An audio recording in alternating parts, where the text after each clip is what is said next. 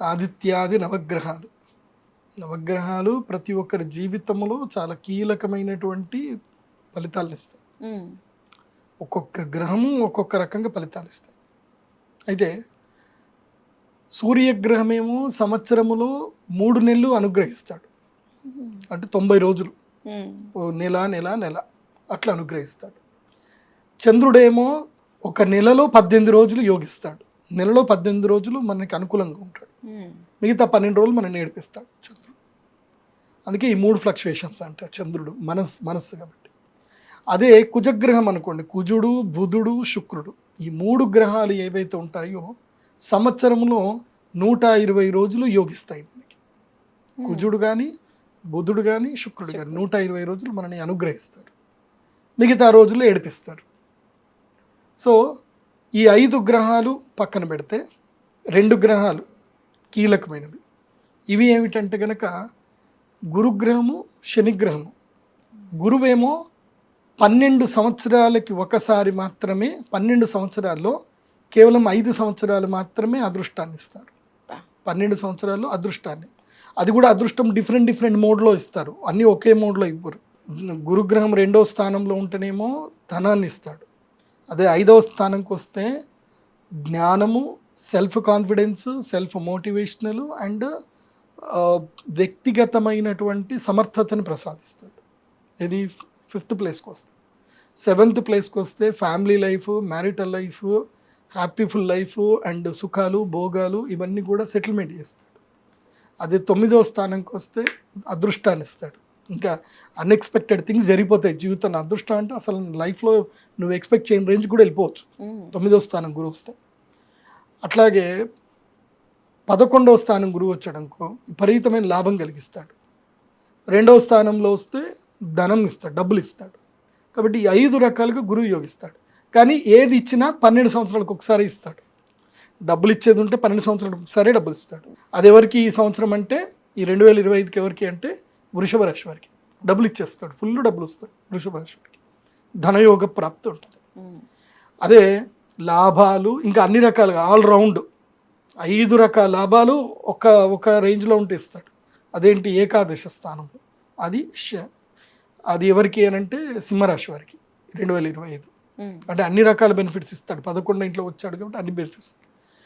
అదే తులారాశి వాళ్ళకి ఏంటంటే లక్, నిన్ను కింద ఉన్నది ఎక్కడో తీసుకెళ్ళి అక్కడ పెట్టేస్తాడు. ఇంకా అచీవ్మెంట్స్, గ్రేట్ అచీవ్మెంట్స్ ఇస్తాడు. తులారాశి వాళ్ళకు ఉంది అదృష్ట యోగం. అదే ధనుసు రాశి వాళ్ళకి పెళ్ళి, పెటాకులు అన్నీ మంచి జరిగిపోతాయి. ఇంకా శుభకార్యాలు చేయడాలు, సుఖాలు, భోగాలు, మంచి ఇంకా జీవితంలో కొన్ని అద్భుతాలు జరుగుతాయి అన్నమాట. శరీరకు సుఖాలు మంచి దొరుకుతాయి అన్నమాట, భోగాలు దొరుకుతాయి. ఎవరికి ఈ సంవత్సరం అయితే ధనుసు రాశి వాళ్ళకి. కుంభరాశి వాళ్ళకి ఏంటంటే సెల్ఫ్ సస్టైనబుల్ పవర్ అనేది కుంభరాశి వాళ్ళకి ఇస్తాడు. అంటే మెచ్యూరిటీ లెవెల్స్ ఇంప్రూవ్ అవుతాయి, స్టేబుల్ అవుతారు, తమను తాను ఒక స్కిల్ పర్సన్గా తయారు చేసుకుంటారు. ఇవన్నీ కూడా జరుగుతాయి అన్నమాట. సో ఇది అన్నీ 12 సంవత్సరాలకు వచ్చే యోగాలు వీళ్ళందరికీ నేను ఇందాక చెప్పినవి. అదే శని అనుకోండి 30 సంవత్సరాల్లో 7.5 సంవత్సరాలేమో అదృష్ట యోగాలు ఇస్తాడు. 7.5 సంవత్సరాలు అదృష్ట యోగం ఇస్తాడు. అది డిఫరెంట్ మోడ్లో. ఒక 2.5 సంవత్సరాలు ఎట్లా ఇస్తాడంటే అదృష్టము ఇంకా అహంకారం ఇట్లా పెరిగిపోతుంది అనమాట. అంత డబ్బు సూపర్ ఇచ్చేస్తాడు. అది ఎట్లా అంటే అర్థమైందంటే ఆ 2.5 సంవత్సరాలు ఏం చేస్తాడంటే మనల్ని మంచిగా ముద్దుగా ప్రేమగా మాట్లాడుకుంటూ మనకు ఒక పెద్ద బిల్డింగ్ ఇప్పించి 30th ఫ్లోర్ దాకా తీసుకెళ్తాడు. అంటే 30 సంవత్సరాలు కదా, 30th ఫ్లోర్కి తీసుకెళ్తాడు అనమాట. 30 సంవత్సరాలకి తీసుకెళ్ళి మంచిగా ప్రేమగా భుజం మీద అన్ని తట్టి కరెక్ట్గా అంటే ఏకాదశ స్థానములో శని అయిపోతే ద్వాదశ స్థానంకి వస్తాడు. ద్వాదశ స్థానం లోపల శని రావడం అర్థమైందనంటే ఆ 30వ ఫ్లోర్ నుంచి చలో అని నూకేయడం అనమాట. పని అయిపోయిందని పైకి వచ్చి నూకేస్తాడు. 12వ ఇంట్లో శని రావడం అంటే అర్థం ఏంటంటే 30వ ఫ్లోర్ నుంచి కిందికి నూకేయడం అని అర్థం. సో మళ్ళీ కింద గ్రౌండ్ ఫ్లోర్కి రావాల్సిందే. అది ఎవరికి అని అంటే ఈ సంవత్సరం అయితే అది మేషరాశి వాళ్ళకి. వీళ్ళని ఇప్పటిదాకా తీసుకెళ్ళి 30th ఫ్లోర్ దాకా తీసుకెళ్ళి కూర్చోబెట్టాడు, ఇప్పుడు నూకేశాడు పైనుంచి. ఇంకా ట్రావెలింగ్లో ఉన్నారు, ఇంకా కింది దాకా రాలే. ఇంకా మే 15 తర్వాత కింద పడ్డ దెబ్బలు అప్పుడు నొప్పిలు స్టార్ట్ అవుతాయి అన్నమాట. కిందికి తలిగేది ఇప్పుడు ట్రావెలింగ్లో ఉన్నారనమాట మేషరాశి వాళ్ళకి. ఇంకా వాళ్ళకి ఇంకా శని ఎఫెక్ట్ ఇంకా స్టార్ట్ అవ్వాల మే 15 తర్వాత. అందుకోసం అంటే గురువు జరిగిపోతాడు, అప్పుడు శని ఎఫెక్ట్ స్టార్ట్ అయిపోతుంది అనమాట. ఇంకా ట్రావెలింగ్లో ఉంటే దెబ్బలు దాకవు కదా. సో ట్రావెలింగ్లో గురువు ప్రొటెక్ట్ చేస్తున్నట్టు అర్థం. సో వీళ్ళు కనుక అక్షయ తృతీయ వచ్చి యాగం చేసుకున్నారనుకోండి, వీళ్ళకి పారాచూట్ వేసుకున్నట్టు. ఎవరు? మేషరాశి పారాచూట్ దొరుకుతుంది. లేదంటే టప్ అని భూమికి వేసుకుంటారు, ఇంకా స్టార్ట్ అవుతుంది. అదొక పాట వేసుకోవచ్చు అనమాట. అదేదో పాట ఉంటుంది కదా, నీ గూడు చెదిరింది నీ గుండె పగిలింది అని మంచి పాట వేసుకోవచ్చు అనమాట. ఎవరికి? మేషరాశి వాళ్ళకి. సో వీళ్ళకి మే 15 తర్వాత ఏళ్ళనాటి శని స్టార్ట్ అవుతుంది. 30 ఏళ్ల తర్వాత 7.5 సంవత్సరాలు ఏడిపిస్తాడు శని. 7.5 సంవత్సరాలు యోగిస్తాడు. ఎలా యోగిస్తాడు అంటే 2.5 సంవత్సరాలు 2.5 సంవత్సరాలు 2.5 సంవత్సరాలు ఇలా గ్యాప్ ఇచ్చుకుంటూ యోగిస్తాడు. అంటే 30 ఏళ్లలో ఎవ్రీ ఒక 10 ఇయర్స్కి ఒక్కసారి గ్యాప్ ఇచ్చుకుంటూ లెక్కిస్తాడు. కానీ ఏడిపించడం మాత్రం కంటిన్యూ 7.5 సంవత్సరాలు ఏడిపిస్తాడు. సో శని మొత్తము తన యొక్క పీరియడ్లో 30 ఏళ్ళ ఒక సైకిల్ మొత్తము, ఒక ఏదైతే జొడాక్ సైన్ మొత్తం తిరగాలంటే రాశిచక్రం మొత్తం తిరగడానికి శనిగ్రహానికి 30 ఏళ్ళు టైం పడుతుంది. కానీ ఆ 30 ఏళ్లలో ఆయన యోగించేది మాత్రం 7.5 సంవత్సరాలు. ఆయన విపరీతంగా పిండి పిప్పి వేసేది 7.5 సంవత్సరాలు. ఇంకా రిమైనింగ్ ఏదైతే టైం ఉంటుందో 15 ఇయర్స్ టైం ఏదైతే ఉంటుందో ఆ టైంలో కూడా ఏడిపిస్తాడు.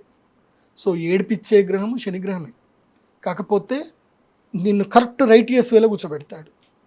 నీకు మంచి టీచర్ నిన్ను చిన్నప్పుడు నీకు బాగా నేర్పించి బాగా కొట్టి చేసి నీకు నేర్పిస్తే ఇప్పుడు నువ్వు ఒక మంచి పొజిషన్ ఉన్నప్పుడు అప్పుడు ఆ గురువుని తిట్టుకొని ఉండొచ్చు.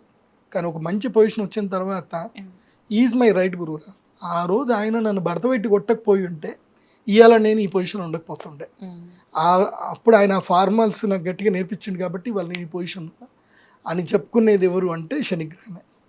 ఈజ్ ద రైట్ గురువు అనమాట. కాకపోతే అందరూ ఆయన నచ్చ చెప్పి గోరుముద్దలు పెట్టే రకం కాదు, వాతలు పెట్టి మరీ పని నేర్పిస్తాడు. సో అదే ఏలినాటి శని అంటే.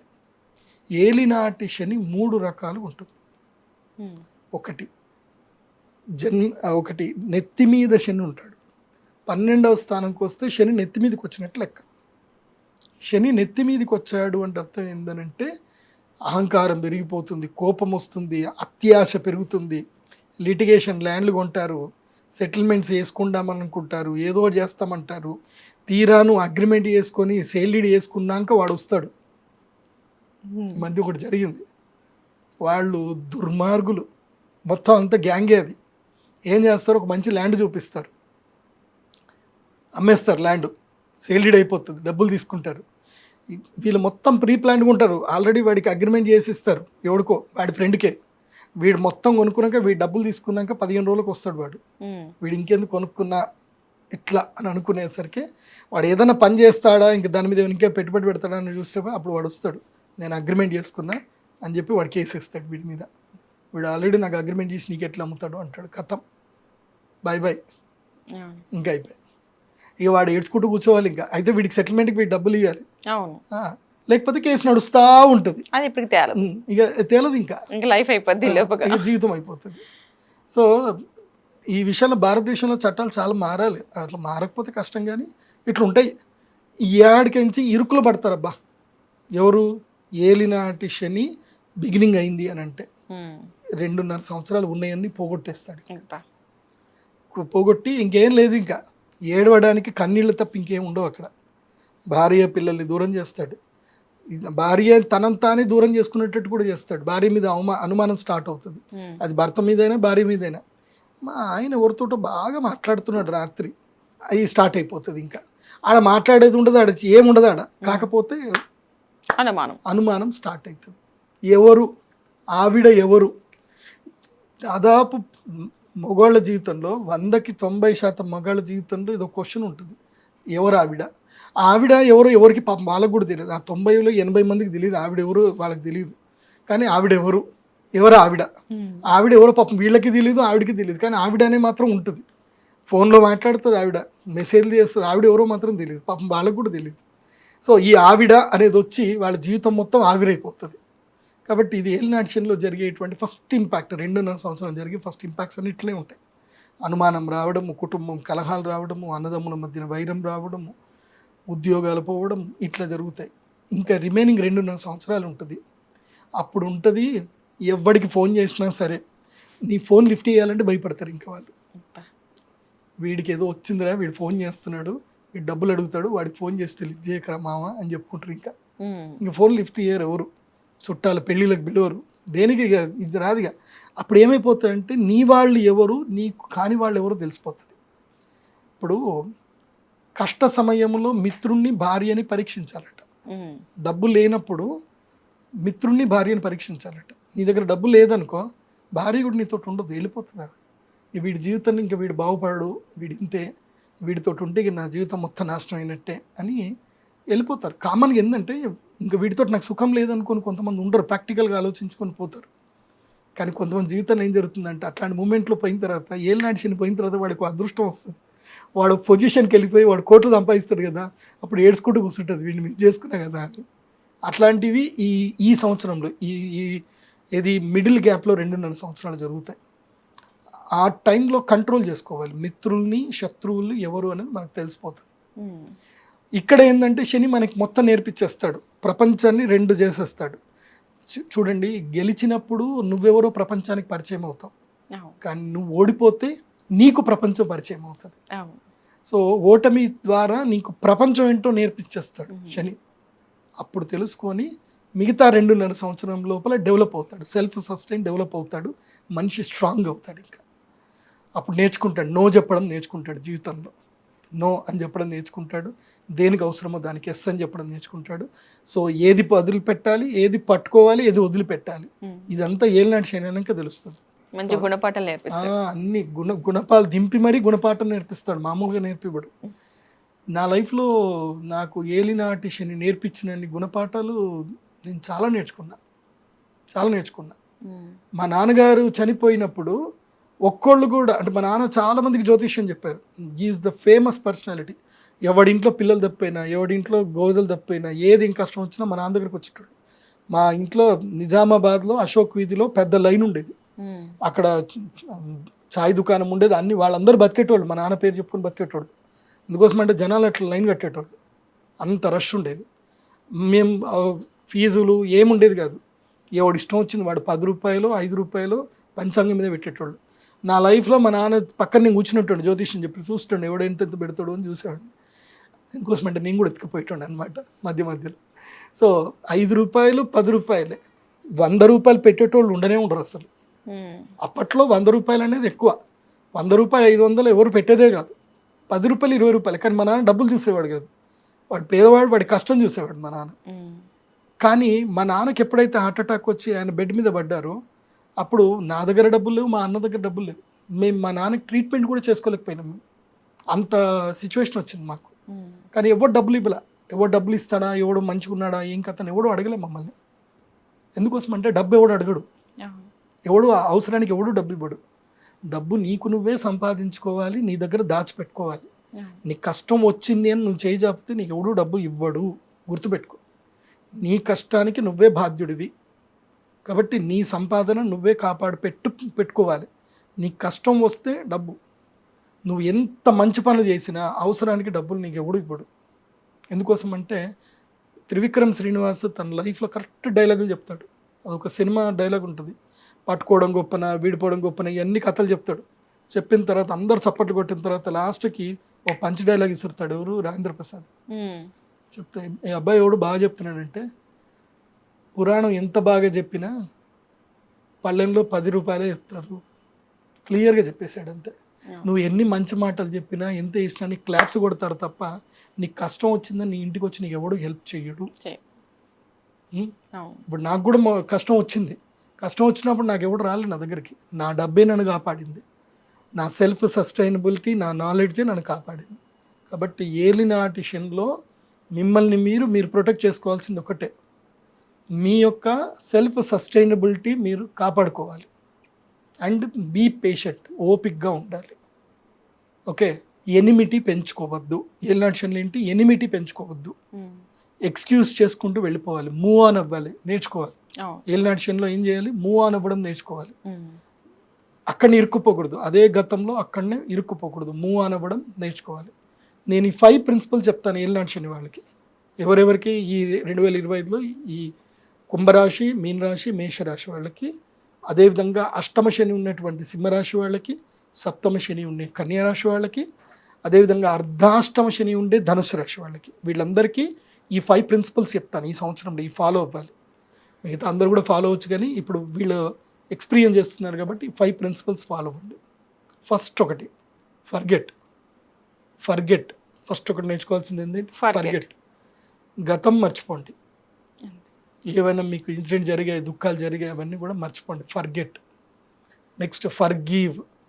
మిమ్మల్ని ఎవరైనా ఇబ్బంది పెట్టినా, మోసం చేసినా, ఏది చేసినా వాళ్ళ మీద కక్షతోటో దానితోటో ఉండకండి. ఫర్గివ్.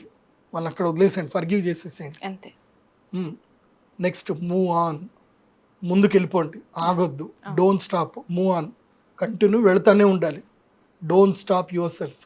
పోతానే ఉండాలి. నువ్వు ఇక్కడ మర్చిపోకపోయినా, క్షమించకపోయినా నువ్వు అక్కడనే ఆగిపోతావు. కాబట్టి మూవ్ ఆన్, వెళతానే ఉండాలి. Forget, forgive, move on. Okay. Next 4th principle ఏంటి అంటే, ఇది చాలా important. Okay. What I learn today. ఇది ఒకటి నేర్చుకోండి. Learn every day. ప్రతిరోజు ఒకటి నేర్చుకోండి. మీ యొక్క డైరీ తీసుకోండి. డైరీలో ప్రతిరోజు ఒకటే క్వశ్చన్, కానీ ఆన్సర్ మాత్రం వేరే ఉండాలి. ఏంటి? ఆన్సర్ మాత్రం వేరే ఉండాలి. క్వశ్చన్ ఒకటే, ఏంటి? What I learn today. Okay, ఇది ఒక diary. What I learn today ఒక క్వశ్చన్. తర్వాత ఐదో question, what I earn today. ఈరోజు నేను ఎంత సంపాదించాను, ఏం నేర్చుకున్నాను, ఎంత సంపాదించాను. ఇవి చాలా ముఖ్యం. ఇది డైరీలో రాసి లైఫ్లో ముందుకెళ్ళండి. మీ జీవితంలో మిమ్మల్ని ఆపేటోడు ఎవడూ ఉండడు. ఈ ప్రిన్సిపల్తో వెళ్ళండి. సో వైరం పెంచుకోవద్దు.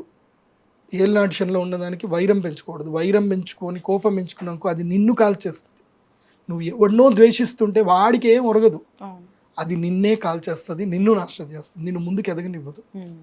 సో నువ్వు క్షమించలేదనుకోండి, ఆ దుఃఖం నిన్ను ఏడిపిస్తూనే ఉంటుంది. వదిలేసి వెళ్ళిపో. నిన్ను మోసం చేసిన వాళ్ళ గురించి నువ్వు పట్టించుకోకు, ముందుకెళ్ళిపో, జీవితంలో బాగుపడతావు.